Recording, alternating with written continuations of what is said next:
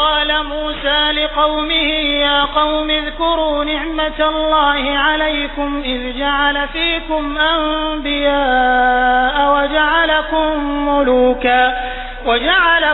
ملوكا وآتاكم ما لم يؤت أحدا من العالمين۔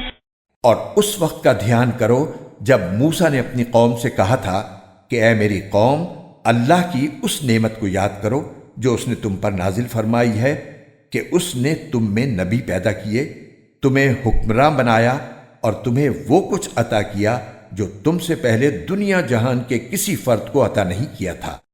يا قوم ادخلوا الأرض المقدسة التي كتب الله لكم ولا ترتدوا على أدباركم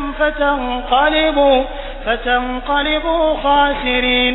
اے میری قوم، اس مقدس سرزمین میں داخل ہو جاؤ جو اللہ نے تمہارے واسطے لکھ دی ہے، اور اپنی پشت کے بل پیچھے نہ لوٹو ورنہ پلٹ کر نامراد جاؤ گے۔ مقدس سرزمین سے مراد شام اور فلسطین کا علاقہ ہے، چونکہ اللہ تعالیٰ نے اس علاقے کو انبیاء کرام کو مبعوث کرنے کے لیے منتخب فرمایا تھا، اس لیے اس کو مقدس فرمایا گیا ہے۔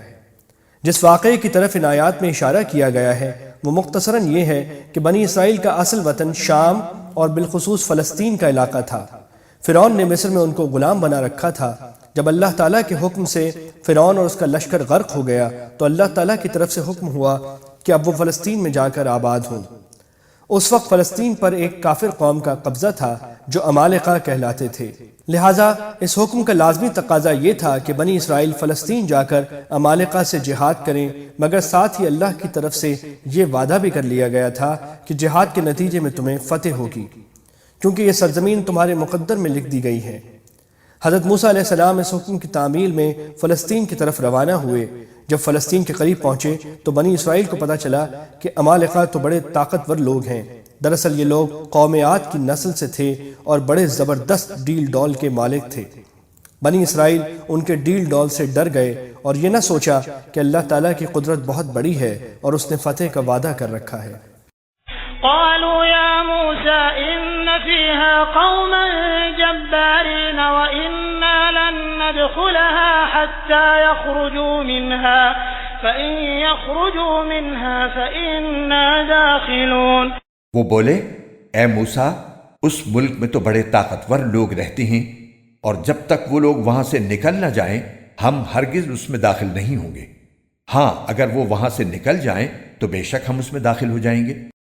قال رجلان من الذين يخافون أنعم الله عليهم ادخلوا عليهم الباب فإذا دخلتموه فإنكم غالبون وعلى الله فتوكلوا إن كنتم مؤمنين۔ جو لوگ اللہ کا خوف رکھتے تھے ان میں سے دو مرد جن کو اللہ نے اپنے فضل سے نوازا تھا بول اٹھے کہ تم ان پر چڑھائی کر کے شہر کے دروازے میں گھس تو جاؤ، جب گھس جاؤ گے تو تم ہی غالب رہو گے اور اپنا بھروسہ صرف اللہ پر رکھو اگر تم واقعی صاحب ایمان ہو۔ یہ دو صاحبان حضرت یوشع اور حضرت کالب علیہ السلام تھے جو ہر مرحلے پر حضرت موسیٰ علیہ السلام کے وفادار رہے تھے اور بعد میں اللہ تعالیٰ نے ان کو نبوت سے بھی سرفراز فرمایا۔ انہوں نے اپنی قوم سے کہا کہ تم اللہ پر بھروسہ کر کے آگے بڑھو تو اللہ تعالیٰ کے وعدے کے مطابق تم ہی غالب رہو گے۔ قالوا يا موسى إنا لن ندخلها أبدا ما داموا فيها فاذهب أنت وربك فقاتلا إنا هاهنا قاعدون۔ وہ کہنے لگے، اے موسیٰ، جب تک وہ لوگ اس ملک میں موجود ہیں ہم ہرگز اس میں قدم نہیں رکھیں گے، اگر ان سے لڑنا ہے تو بس تم اور تمہارا رب چلے جاؤ اور ان سے لڑو، ہم تو یہیں بیٹھے ہیں۔ قال رب انی لا املک الا نفسی واخی فافرق بیننا وبین القوم الفاسقین۔ موسیٰ نے کہا، اے میرے پروردگار، سوائے میری اپنی جان کے اور میرے بھائی کے کوئی میرے قابو میں نہیں ہے، اب آپ ہمارے اور ان نافرمان لوگوں کے درمیان الگ الگ فیصلہ کر دیجئے۔ قال فإنها محرمة عليهم 40 سنة يتيهون في الأرض فلا تأس على القوم الفاسقين۔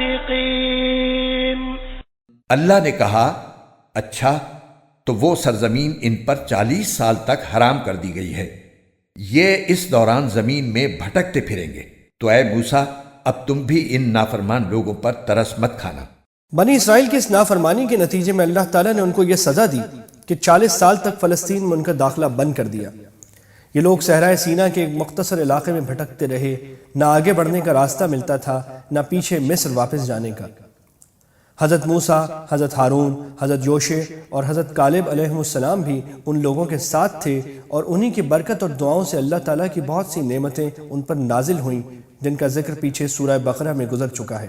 بادل کے سائے نے انہیں دھوپ سے بچایا، کھانے کے لیے من و سلوہ نازل ہوا، پینے کے لیے پتھر سے 12 چشمے پھوٹے۔ بنی اسرائیل کے لیے خانہ بدوشی کی یہ زندگی ایک سزا تھی، لیکن ان بزرگوں کے لیے اللہ تعالیٰ نے اس کو قلبی راحت کا سامان بنا دیا۔ حضرت ہارون اور حضرت موسیٰ علیہ السلام کی یکے بعد دیگرے اسی صحرا میں وفات ہوئی۔ بعد میں حضرت یوشع علیہ السلام پیغمبر بنے، اور شام کا کچھ علاقہ ان کی سرکردگی میں اور کچھ حضرت سموئیل علیہ السلام کے زمانے میں طالوت کی سرکردگی میں فتح ہوا، جس کا واقعہ سورہ بقرہ میں گزر چکا ہے۔ اور اس طرح اللہ تعالیٰ نے یہ سرزمین بنی اسرائیل کے حق میں لکھنے کا جو وعدہ فرمایا تھا وہ پورا ہوا۔ وَاتْلُ عَلَيْهِمْ نَبَأَ ابْنَيْ آدَمَ بِالْحَقِّ إِذْ قَرَّبَا قُرْبَانًا فَتُقُبِّلَ مِنْ أَحَدِهِمَا وَلَمْ يُتَقَبَّلْ مِنَ الْآخَرِ قَالَ لَأَقْتُلَنَّكَ قَالَ إِنَّمَا يَتَقَبَّلُ اللَّهُ مِنَ الْمُتَّقِينَ۔ اور اے پیغمبر ان کے سامنے آدم کے 2 بیٹوں کا واقعہ ٹھیک ٹھیک پڑھ کر سناؤ۔ جب دونوں نے ایک ایک قربانی پیش کی تھی، اور ان میں سے ایک کی قربانی قبول ہو گئی اور دوسرے کی قبول نہ ہوئی، اس دوسرے نے پہلے سے کہا کہ میں تجھے قتل کر ڈالوں گا۔ پہلے نے کہا کہ اللہ تو ان لوگوں سے قربانی قبول کرتا ہے جو متقی ہوں۔ پیچھے بنی اسرائیل کی اس نافرمانی کا ذکر تھا کہ جہاد کا حکم آ جانے کے باوجود وہ اس سے جان چراتے رہے۔ اب بتانا یہ مقصود ہے کہ ایک بامقصد جہاد میں کسی کی جان لے لینا تو نہ صرف جائز بلکہ واجب ہے، لیکن ناحق کسی کو قتل کرنا بہت زبردست گناہ ہے۔ بنی اسرائیل نے جہاد سے تو جان چرائی، لیکن بہت سے بے گناہوں کو قتل کرنے میں کوئی باک محسوس نہیں کیا۔ اس سلسلے میں وہ واقعہ بیان کیا جا رہا ہے جو اس دنیا میں سب سے پہلے قتل کی واردات پر مشتمل ہے۔ اس واقعے میں قرآن کریم نے صرف اتنا بتایا ہے کہ آدم علیہ السلام کے 2 بیٹوں نے کچھ قربانی پیش کی تھی، ایک کی قربانی قبول ہوئی، دوسرے کی نہ ہوئی۔ اس پر دوسرے کو غصہ آ گیا اور اس نے اپنے بھائی کو قتل کر ڈالا۔ لیکن اس قربانی کا کیا پس منظر تھا؟ قرآن کریم نے اس کی تفصیل نہیں بتائی، البتہ مفسرین نے حضرت عبداللہ بن مسعود اور کچھ دوسرے صحابہ کرام کے حوالے سے اس کا واقعہ تفصیل سے بیان کیا ہے، جس کا خلاصہ یہ ہے کہ حضرت آدم علیہ السلام کے 2 بیٹے تھے، جس میں سے ایک کا نام قابیل تھا اور دوسرے کا نام حابیل۔ اس وقت چونکہ دنیا کی آبادی صرف آدم علیہ السلام کی اولاد پر مشتمل تھی، اس لیے ان کی اہلیہ کے ہر حمل میں 2 جڑواں بچے پیدا ہوتے تھے، ایک لڑکا اور ایک لڑکی۔ ان دونوں کے درمیان تو نکاح حرام تھا، لیکن ایک حمل میں پیدا ہونے والے لڑکے کا نکاح دوسرے حمل سے پیدا ہونے والی لڑکی سے ہو سکتا تھا۔ قابیل کے ساتھ جو لڑکی پیدا ہوئی وہ بڑی خوبصورت تھی، لیکن جڑواں بہن ہونے کی وجہ سے اس کا ساتھ قابیل کا نکاح جائز نہ تھا۔ اس کے باوجود اس کا اصرار تھا کہ اسی سے نکاح کرے۔ حابیل کے لیے وہ لڑکی حرام نہ تھی، اس لیے وہ اس کے ساتھ نکاح کرنا چاہتا تھا۔ جب دونوں کا اختلاف بڑھا تو فیصلہ اس طرح قرار پایا کہ دونوں کچھ قربانی اللہ تعالیٰ کے حضور پیش کریں۔ جس کی قربانی اللہ تعالیٰ نے قبول فرما لی اس کا دعویٰ برحق سمجھا جائے گا۔ چنانچہ دونوں نے قربانی پیش کی۔ روایات میں ہے کہ حابیل نے ایک دمبا قربان کیا اور قابیل نے کچھ زرعی پیداوار پیش کی۔ اس وقت قربانی کے قبول ہونے کی علامت یہ تھی کہ آسمان سے ایک آگ آ کر قربانی کو کھا لیتی تھی۔ حابیل کی قربانی کو آگ نے کھا لیا اور اس طرح اس کی قربانی واضح طور پر قبول ہو گئی اور قابیل کی قربانی وہیں پڑی رہ گئی، جس کا مطلب یہ تھا کہ وہ قبول نہیں ہوئی۔ اس پر بجائے اس کے کہ قابیل حق کو قبول کر لیتا، حسد میں مبتلا ہو کر اپنے بھائی کو قتل کرنے کے لیے تیار ہو گیا۔ لئن بسطت إلي يدك لتقتلني ما أنا بباسط يدي إليك لأقتلك إني أخاف الله رب العالمين۔ اگر تم نے مجھے قتل کرنے کو اپنا ہاتھ بڑھایا تب بھی میں تمہیں قتل کرنے کو اپنا ہاتھ نہیں بڑھاؤں گا۔ میں تو اللہ رب العالمین سے ڈرتا ہوں۔ انی اريد ان تبوء باسمی واسمک فتکون من اصحاب النار وذلك جزاء الظالمین۔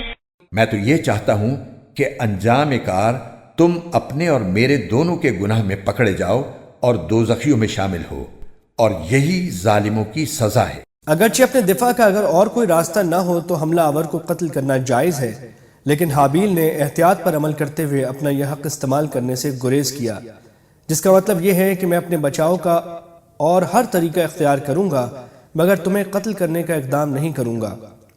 ساتھ ہی اسے یہ جتلا دیا کہ اگر تم نے قتل کا ارتکاب کیا تو مظلوم ہونے کی بنا پر میرے گناہوں کی تو معافی کی امید ہے، مگر تم پر نہ صرف اپنے گناہوں کا بوجھ ہوگا بلکہ میرے قتل کرنے کی وجہ سے کچھ میرے گناہ بھی تم پر لد جائیں تو بعید نہیں، کیونکہ آخرت میں مظلوم کا حق ظالم سے دلوانے کا ایک طریقہ احادیث میں یہ بیان ہوا ہے کہ ظالم کی نیکیاں مظلوم کو دے دی جائیں، اور اگر نیکیاں کافی نہ ہوں تو مظلوم کے گناہ ظالم پر ڈال دیے جائیں۔